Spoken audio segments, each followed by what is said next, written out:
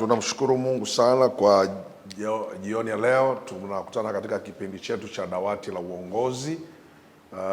Na moja kwa moja nataka tuendelee na jambo lingine siku ya leo linalohusu kiongozi kubadili mtazamo. Kabla tujaendelea, nataka tumshukuru Mungu kwa usiku wa leo. Baba Mungu, katika jina la Yesu Kristo, ninakushukuru kwa kunipa nafasi hii. Naomba unisaidie na wasikilizaji, watazamaji na wale wote ambao tutahusika katika somo hili la jioni ya leo. Bwana, ukatubariki na ukatupe neema ya kutosha. Roho Mtakatifu utawale mafundisho haya ambayo yanajenga ufahamu na uelewa kwa kila mmoja wetu, kupitia jina la Yesu Kristo Mwokozi wetu. Amen.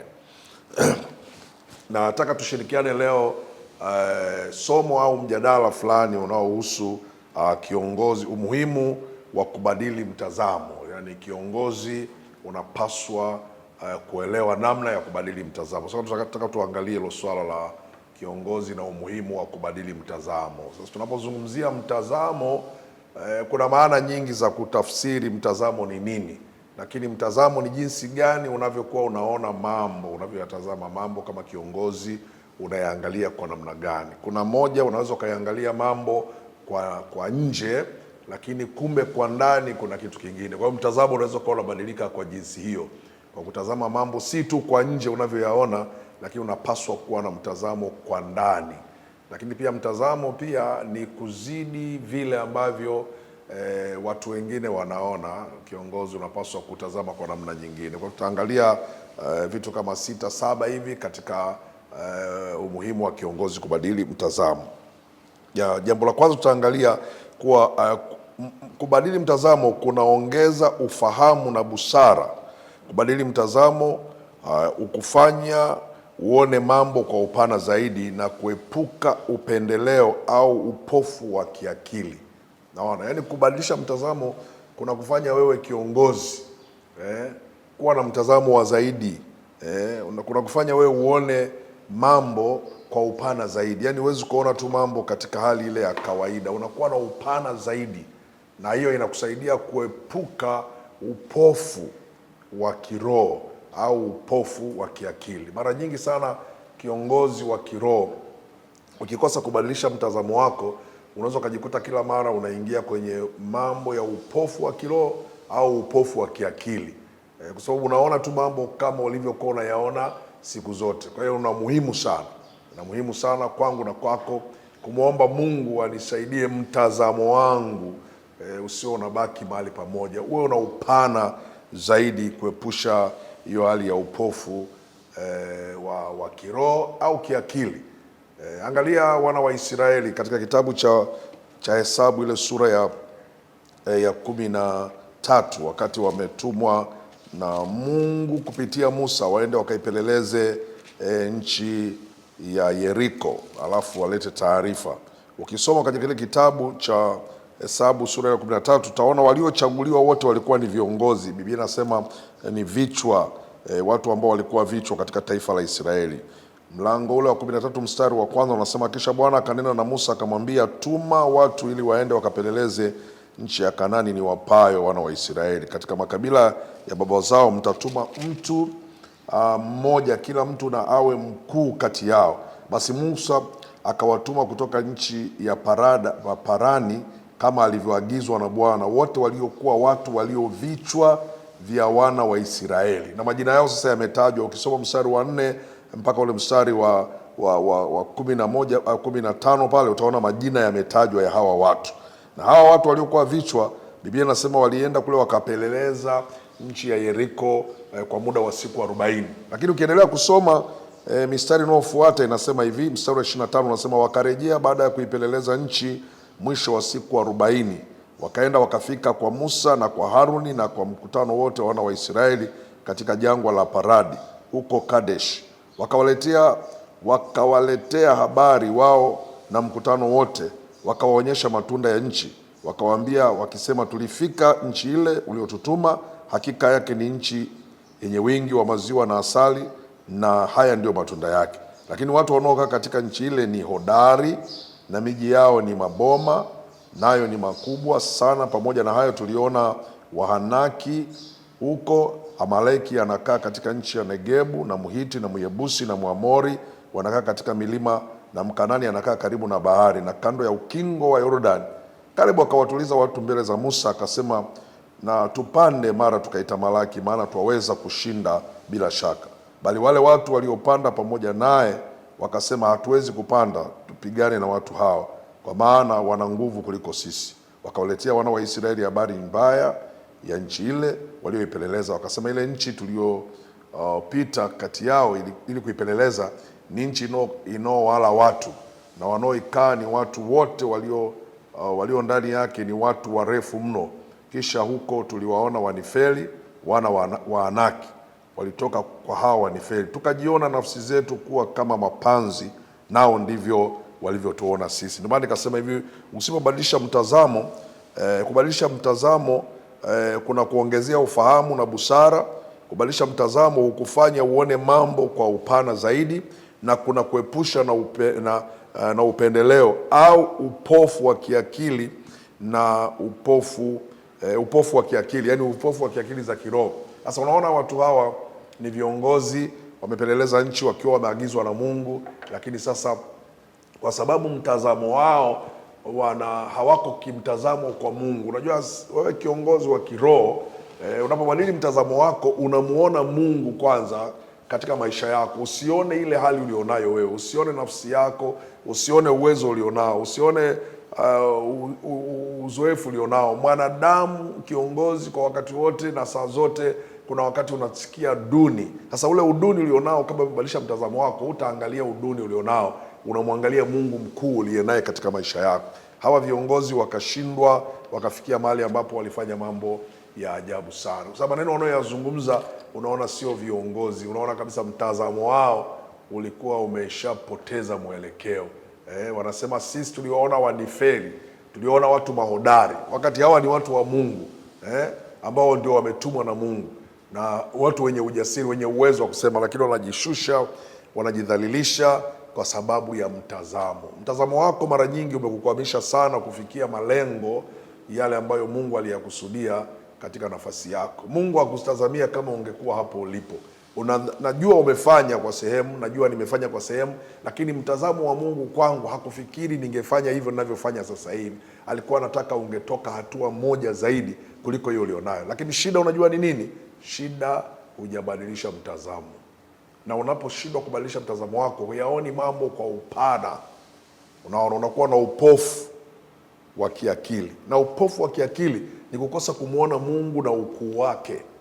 Hawa watu wanasema sisi tuliwaona Manifeli, yani wanawapa nafasi watu Manifeli, Wayebusi, Mkanani, anapewa nafasi kubwa kuliko Mungu ambaye yuko ndani ya watu hao. Hawa walikuwa na Mungu ambaye hakuna taifa lilikuwa na Mungu duniani kama wao. Walikuwa na Mungu ambaye aliwapitisha katika bahari ya Shamu. Walikuwa na Mungu ambaye hakuna kitu kilichokuwa kinaweza kushindikana mikononi mwao. Lakini kwa sababu ya mtazamo, kwa sababu hawakutaka kubadilisha mtazamo, wakabaki katika hali ya kushindwa kabisa. Lakini Joshua na Kalebu wanawatuliza watu, wanasema bila shaka Mungu anaweza kutusaidia. Lakini jambo lingine pia kwa kiongozi linalotakiwa kubadilisha mtazamo ni kuvunja misingi ya ubaguzi au hukumu za haraka. Mtazamo mpya hukusaidia kuepuka kuhukumu wengine kwa haraka. Yani kama kiongozi wa kiroho pia yani kubadilisha mtazamo ni kuvunja misingi ya ubaguzi au ya hukumu kwa haraka. Kuna misingi ya ubaguzi, yani kuna ubaguzi umejengwa kimisingi, kimatabaka. Unaweza kukuta watu wako katika kanisa lakini wana misingi fulani, kimatabaka fulani. Wanafikiri watu wa kabila fulani au watu kutoka upande fulani wao ndio wanaelewa zaidi ya wengine. Hapana, unapokuwa unaishi namna hiyo, unaishi na mtazamo wa zamani. Katika Kristo Yesu hakuna Myahudi wala Myunani, hakuna mtumwa wala mshenzi, hakuna mtu mke wala mtu mume, wote mnakuwa ndani ya Kristo Yesu. Sasa hapo natakiwa ni watu ambao wamebadilisha mtazamo. Lakini kama hujabadilisha mtazamo, utashindwa tu, kwa sababu unafikiri wewe ndio ungeweza kufanya zaidi ya wale watu wengine, na hayo inakufanya uweze kuhukumu kwa haraka. Kwa hiyo Mungu atusaidie sana. Badilisha mtazamo wako. Ukibadilisha mtazamo wako utakusaidia kuepuka kuhukumu wengine kwa haraka, kwa sababu utakuwa unajua kabisa kila mmoja anayo nafasi katika maisha yake. Lakini pia kubadilisha mtazamo hukuza moyo wa uvumilivu na huruma. Unapobadilisha mtazamo, unaweza kuwa na huruma zaidi ya wengine, kama vile ambavyo tunaweza kuona watu kama Yusufu kwenye Biblia. Yusufu alikuwa kiongozi wa ajabu sana. Alikuwa ni kiongozi ambaye aliweza kubadilisha mtazamo. Hata wakati ndugu zake walipokuja, Biblia inaonyesha kabisa Yusufu alibadilisha mtazamo. Hakuwa na chuki ya kwamba hawa ndugu walinitendea mimi vibaya. Hapana, alibadilisha mtazamo wake kwamba hawa ndugu pamoja walikuwa wana chuki upande wangu, lakini Mungu yule ambaye aliniita mimi alikuwa na makusudi mazuri. Sababu zao za kuniuza mimi Misri ilikuwa pia ni mpango wa mimi nikutane na Mungu. Sasa hiyo inahitaji kiongozi ambaye amebadilisha mtazamo wake. Kama hujabadilisha mtazamo wako, utakuwa unasikia mabaya, utakuwa unasikia chuki, utakuwa unasikia kushindwa kwenda na watu, kwa sababu huwa unafikiri tu hawa watu labda wanakuwataki au wanataka kukufanyia mambo mabaya. Kumbe ni hatua zinazokwenda mbele, zinakufikisha kwenye hatima yako.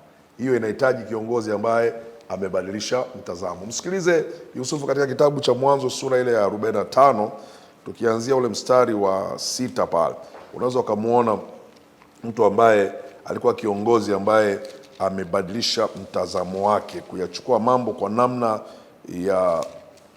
ya uwezo wa hali ya juu. Katika Mwanzo 45 mstari wa 5 unasema, basi sasa msihuzunike wala msiudhike nafsi zenu kwa kuniuza huku, maana Mungu alinipeleka mbele yenu kuhifadhi maisha ya watu. Maana miaka hii miwili ya njaa imekuwa katika nchi, na iko tena miaka mingine 5 isiyo na kulima wala kuvuna. Mungu alinipeleka mbele yenu kuwahifadhia masazo katika nchi na kuwaokoa ninyi kwa mkono mkuu. Basi si ninyi mlionipeleka huku, ila Mungu naye ameniweka kama baba kwa Farao na katika nyumba yote mtawala katika nchi yote ya Misri. Fanyeni haraka mwendee baba yangu, mkamwambie, hivi ndivyo asemavyo mwanao Yusufu, Mungu ameniweka kuwa bwana katika Misri yote, basi unishukie usikawie. Unaona Yusufu, kwa sababu alikuwa ni mtu aliyebadilisha mtazamo. Ndugu zake walipokuwa wanashangaa, Yusufu akajifunua mbele ya ndugu zake. Sasa mimi ndiye ndugu yenu Yusufu mliyeniuza, lakini ninyi msihuzunike kwa sababu ya jambo hilo. Sio ninyi mlioniuza mimi, bali Mungu alinitanguliza mimi mbele katika nchi ya Misri ili nikahifadhi, niwahifadhie mazao, nihifadhi uzao wenu, niwatunze, kwa sababu Mungu ameniweka kuwa mkuu katika nchi ya Misri. Akawaeleza vizuri, akawaeleza ndugu zake. Yeye hakuwa na malipizi, hakuwa na hukumu, hakuyatazama mambo kwa jinsi ya nje, aliyatazama mambo kwa ndani zaidi. Mtazamo unakupa upana wa kuliangalia jambo, kwamba huku linakotoka, huku linatoka mahali gani na kwa sababu ipi. Na hawa ndugu wakashangaa sana waliposikia maneno yale Yusufu anayasema. Ndio maana mwandishi wa kitabu cha Wakolosai ile sura ya 3 mstari wa 12 anasema hivi, sameheni kama vile Kristo alivyowasamehe ninyi makosa yenu. Unaona? Yaani mtu ambaye amebadilisha mtazamo wake pia ni mtu ambaye amejaa huruma, amejaa roho ya msamaha. Lakini hii haina maana kwamba kiongozi unapuuzia mambo, hapana, ila unakuwa unatazama mambo kwa mbali zaidi, kwa upana zaidi.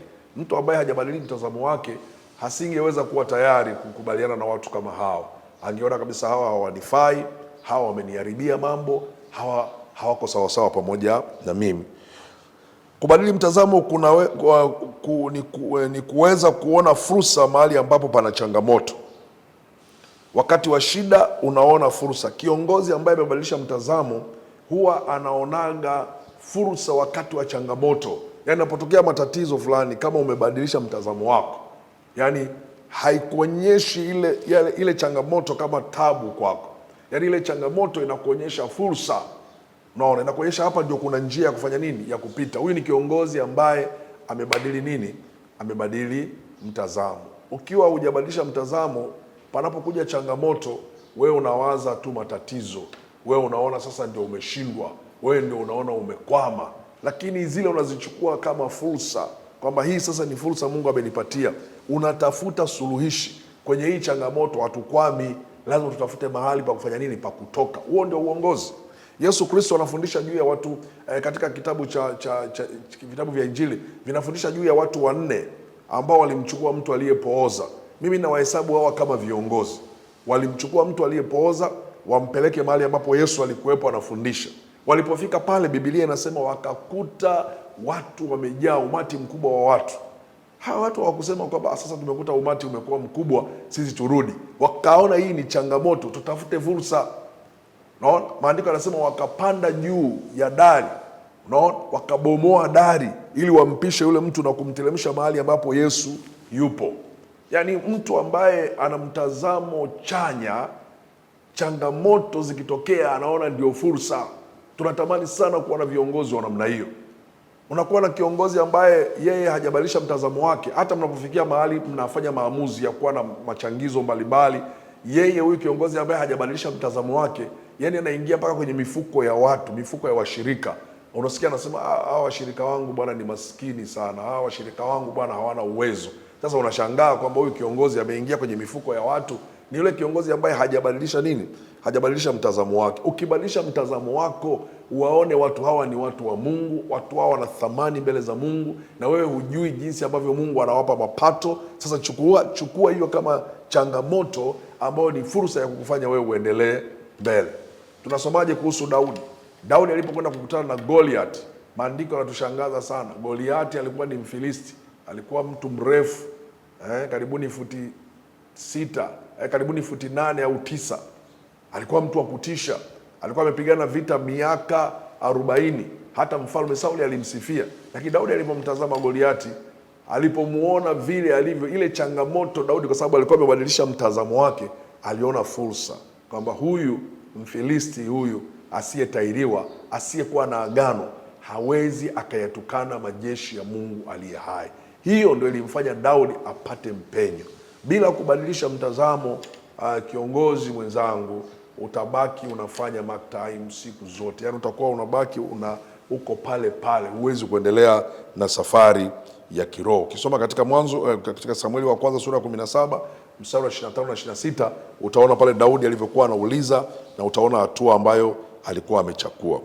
Kubadili mtazamo kuna kuepusha kukwama kimaisha. Mtazamo mpya huleta maendeleo. Yaani kubadilisha mtazamo kuna kuepusha kukwama kimaisha. Mtu yoyote anayekwama kimaisha, ukijaribu kufuatilia sana utakuta tu hajabadilisha mtazamo wake. Yaani mtazamo wake unabaki ni ule ule. Hajakuwa na upana wa mtazamo. Ukishaamua kubadilisha mtazamo kama kiongozi, lazima mambo yatatokea. Maendeleo yatafanya nini? Yatatokea. Tunasomaje katika Biblia? Wale wakoma 4. Mimi nawasoma wale wakoma 4, ninaona kama watu ambao walibadilisha mtazamo wao. Katika kitabu cha Wafalme wa kwanza, Wafalme wa pili, sura ya 7, Biblia inazungumzia juu ya wenye ukoma. Walikuwa pale kwenye lango la mji. Tukianzia ule mstari wa 3, Biblia inasema hivi: basi walikuwepo watu 4 wenye ukoma pale penye lango la mji, wakasemezana, mbona tunakaa hapa hata tufe? Tukiingia mjini kuna njaa, nasi tutakufa humo, nasi tukikaa hapa tutakufa vile vile. Haya, twende tukaliendee jeshi la Washami, wakituhifadhi hai na tutiishi, wakituua tutakufa tu. Basi wakaondoka kabla ya mapambazuko ili waende mpaka kituo cha Washami. Na walipofika mwanzo wa kituo cha Washami, kumbe hapana mtu, kwa maana Bwana alikuwa amewasikizisha Washami kishindo cha mienge ya magari na kishindo cha farasi kama kishindo cha jeshi kubwa. Wakaambiana, tazama, mfalme wa Israeli ameajiri wafalme wa Hiti na wafalme wa Misri waje kupigana nasi. Kwa hiyo wakaondoka wakakimbia kungali giza bado, wakaziacha hema zao na farasi zao na punda zao na kimo chao cha vile kama na kituo chao vile vile kama kilivyokuwa, wakakimbia wapate kujiponya nafsi zao. Basi wale wenye ukoma walipofika mwisho wa kituo, waliingia katika hema moja, wakala na kunywa, wakachukua fedha na dhahabu na mavazi, wakaenda wakaficha. Wakarudi wakaingia tena katika hema ya pili, vile vile wakachukua vitu wakaenda wakavificha. Ndipo walipoambiana maneno haya, tunayoyafanya sio mema. Leo ni siku ya habari njema, nasi tukinyamaza tukingoja mpaka hata kutakapopambazuka, madhara yatatupata. Basi twende tukawaendee watu wa nyumba ya mfalme. Basi wakaenda wakawaambia bawabu wa mji, wakaambiwa, tulifika katika kituo cha Washami na tazama hapana mtu yoyote wala sauti ya mtu, ila farasi wamefungwa na punda wamefungwa na hema zao, kama walivyoziacha.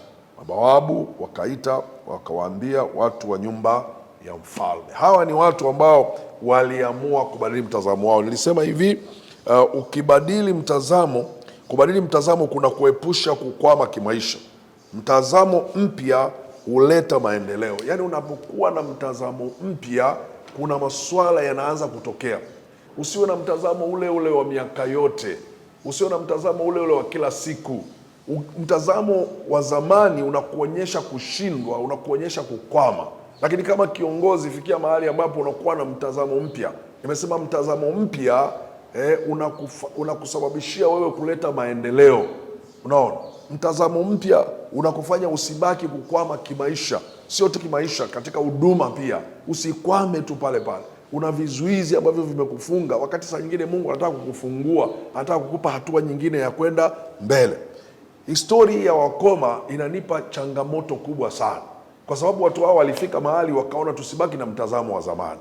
Mtazamo wa zamani ilikuwa ni hivi: wao wanasubiri chakula kitoke mjini na waletewe, kwa sababu ilikuwa inaaminika zamani zile ya kwamba wenye ukoma wote walikuwa ni watu najisi.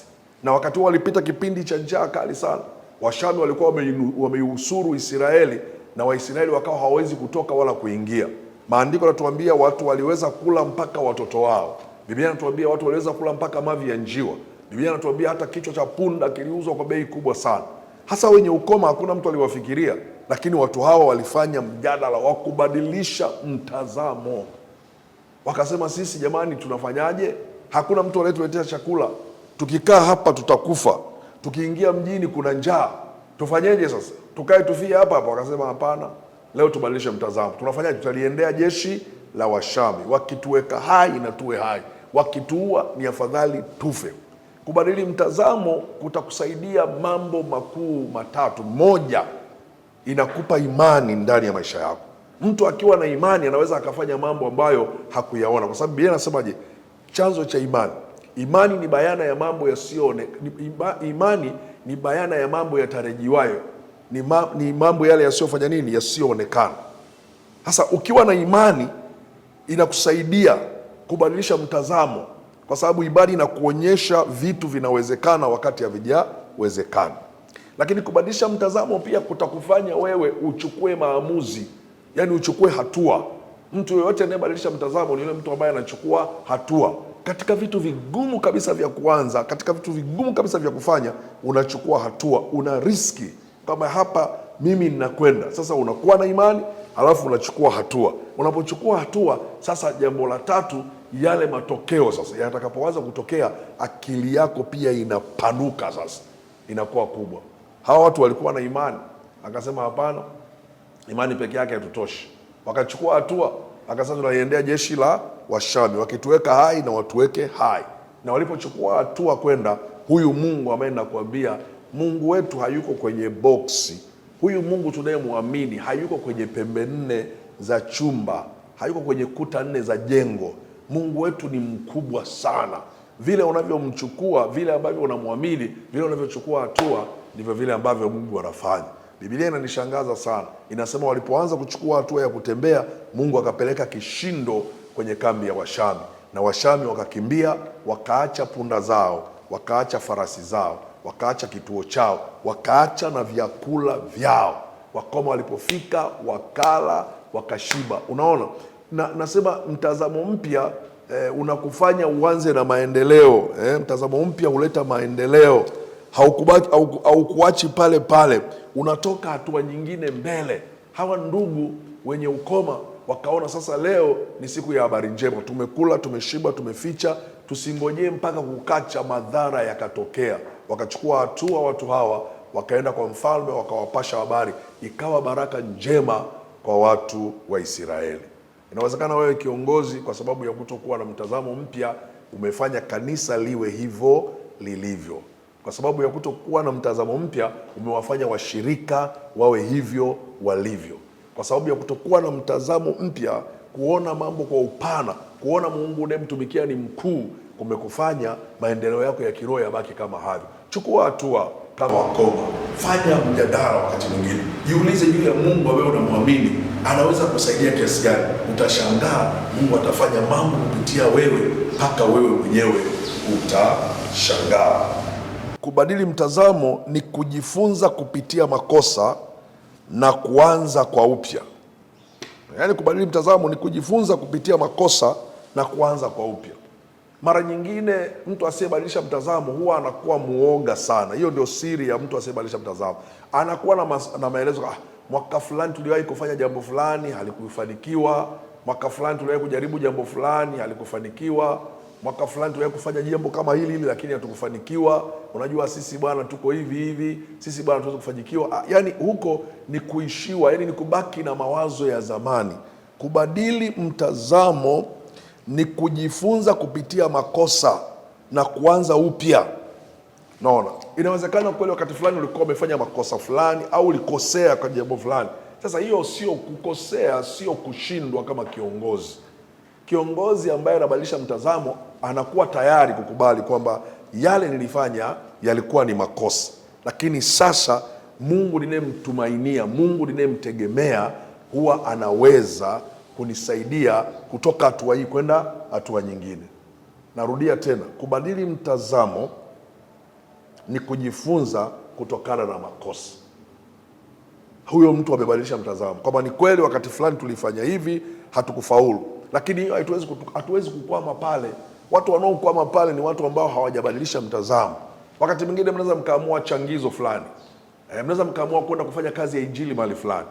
Naona mnaweza mkaamua kufanya kitu fulani, mkafanya sio kwa mafanikio yale yanayopaswa. Sasa hiyo haiwezi kutufanya tushindwe kusema kwa sababu tulikosea basi tukakwamia pale pale. Hapana, tuna mifano mingi sana kwenye Biblia hii, mifano mingi sana ya viongozi wengi sana ambao walijifunza kutokana na makosa ambayo waliyafanya.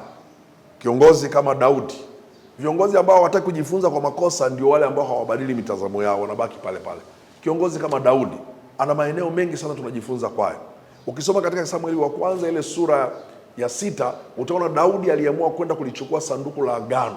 Wakati ameenda kulichukua sanduku la agano, ukisoma kuanzia mstari wa kwanza mpaka mstari wa 12 pale, utaona wakati wameenda walikwenda na wateule 30,000 na walichukua sanduku la agano likiwa limepakizwa kwenye ng'ombe, na wakati wanarudi njiani ng'ombe wakakungua, mtu anaitwa Uza akagusa lile sanduku akapigwa akafa. Na Daudi akazira, akasema kama mambo ni namna hii ya sanduku la Bwana sitalichukua mjini kwangu. Daudi akaliachia ile sanduku, likachukuliwa na mtu mmoja anaitwa Obedi Edomu Mgitu. Na huyo Obedi Edomu Mgitu akakaa na lile sanduku kwa muda wa miezi 3. Mungu akabariki maisha ya mtu huyu. Daudi mfalme kwa sababu ni mtu mwenye kubadilisha mtazamo, hakukwama kwa yale, akajifunza katika yale makosa. Biblia inasema baadaye Daudi akaamua kwenda, baada ya kusikia kwamba Edomu Obedi Mgitu amebarikiwa. Ukisoma Mambo ya Nyakati mlango wa 15 kuanzia mstari wa kwanza ukisoma mpaka wa mwisho, utaona vile Daudi sasa alikwenda mara ya pili. Amebadilisha mtazamo wake, amejifunza kutokana na makosa. Sasa akajua kwamba kwanza sanduku la agano halibebi tu na kila mtu. Kuna makabila yaliruhusiwa kwa mujibu wa sheria, walikuwa ni Walawi. Daudi anawaambia sasa, Walawi tafadhali naomba twende tukachukue lile sanduku, ninyi ndio mtahusika katika kuchukua sanduku. Na unajua sanduku lilikuwa halibebwi na ng'ombe. Sanduku lilikuwa linabebwa na watu maalum ambao ni Walawi, na walikuwa na miti ya mishita, ya mti wa mshita ambao walikuwa wanaweka zile fimbo kwenye mabega yao, ndio wanalibeba sanduku. Waliagizwa hivyo. Kwa hiyo alikutakiwa kubebwa na ng'ombe. Kwa hiyo Daudi akawa amejifunza hayo mambo. Kutokana na makosa akajifunza. Maandiko yanasema Daudi akalichukua lile sanduku la agano akiwa na Walawi ambao walikuwa ndio wana haki kuongoza. Daudi akatembea, wakarudi, akafika mahali Daudi akawa na furaha kubwa mbele za Bwana, akacheza kiasi cha kwamba ile naivera aliyokuwa ameivaa ikawa imeanguka chini. Na ilikuwa kwa kweli Daudi sasa amekuja na mtazamo mpya. Mara ya kwanza alikwenda kama mfalme, kama bosi, kama kiongozi wa hali ya juu. Unajua hata tunapokwenda kwenye maombi au unapoomba kama kiongozi, usiombe kama wewe ni bosi mbele za Mungu. Omba katika unyenyekevu, kwamba wewe unaomba lakini unanyenyekea mbele za Mungu. Mungu ndiye bosi. Kwa hiyo Daudi mara ya kwanza alienda kama bosi, lakini mara ya pili Daudi alikwenda kama kiongozi aliyebadilisha mtazamo wake. Kwa nini? Hata naivera zilipoanguka aliona ya kwamba yuko mbele za Mungu wala sio mbele za wanadamu. Narudia tena kusema kubadili mtazamo ni kujifunza kupitia makosa na kuanza upya. Wako watu wengi kwenye Biblia ambao walijifunza kwa sababu kupitia makosa, na waliporudi mara ya pili huyu Mungu akawakubali. Kuna kisa kinasema habari za mwana mpotevu katika kitabu cha Luka ile sura ya 15. Kuna kijana mmoja alimwambia baba yake, naomba unipe sehemu ya mali inayoniangukia. Yule mzee wake akamgaia na ndugu yake. Huyu kijana akaenda mjini, nchi ya mbali, Biblia inasema akapoteza fedha kule kwa uasherati, na alipopoteza fedha zile, Biblia inasema akajiunga na mwenyeji mmoja wa nchi ile, akawa anafanya kazi ya kulisha nguruwe, na akatamani kujilisha kwa makombo ya nguruwe. Lakini baadaye huyu kijana akabadilisha mtazamo wake. Naona alijifunza kwa sababu ya makosa. Nataka nimalizie hivi jioni ya leo. Wewe mchungaji uko mahali hapo unanisikia, wewe kiongozi uko mahali hapo unanisikia, unaniambia mchungaji, hayo unayosema nimepitia hizo changamoto sana na sijui nifanyeje. Shida yako hujabadilisha mtazamo. Yale makosa uliyofanya, jifunze kupitia yale makosa. Waswahili pia wanasema kufanya kosa si kosa, ila kurudia kosa ndio kosa. Kwa hiyo nakuomba, fanya lile kosa ambalo ulifanya, yani yale mapambano ulikutana nao ukafeli, yachukue sasa, yachukue kama mafunzo. Mwana mpotevu akarudi kwa babaye, akawa amejifunza, akasema nitakwenda kwa baba yangu, nitamwambia baba, nimekosa mbele za mbingu na nimekosa mbele zako, sistahili kuitwa mtoto wako. Alipofanya maamuzi hayo, maandiko yanasema baba yake akamkimbilia, akampokea.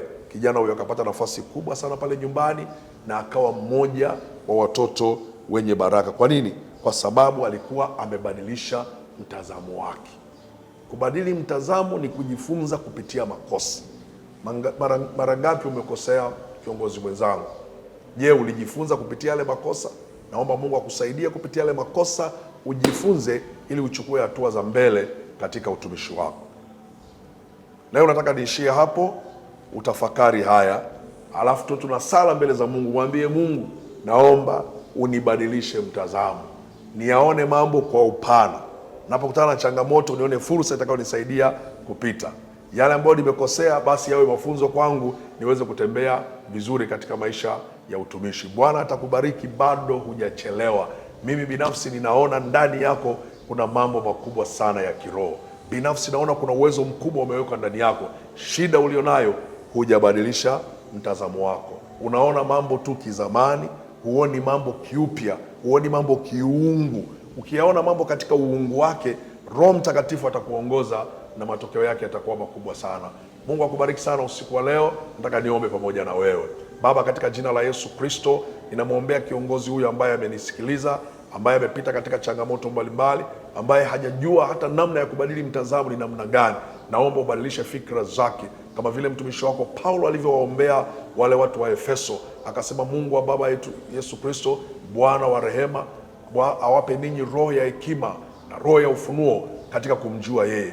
Macho ya mioyo yenu yatiwe nuru, mpate kujua tumaini lenu. Naomba Mungu tie nuru kwa kiongozi huyu, macho yake ya kiroho yafunuliwe, apate kuona mambo katika mtazamo mpya, na ubariki utumishi wake katika jina la Yesu Kristo Mwokozi wetu. Amen.